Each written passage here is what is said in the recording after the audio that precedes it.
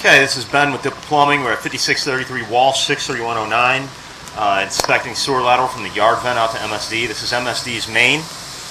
Sewer lateral looks in pretty good shape. Originally we came because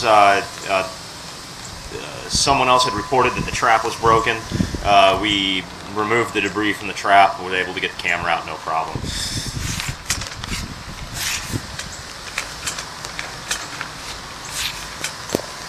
We come out of the connection MSD, 6-inch clay tile.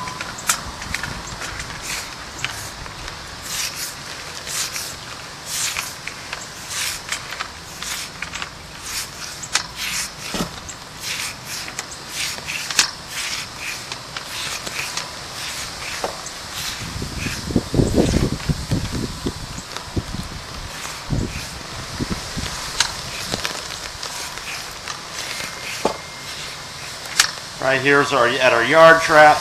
We did have it dry, but it's raining right now, so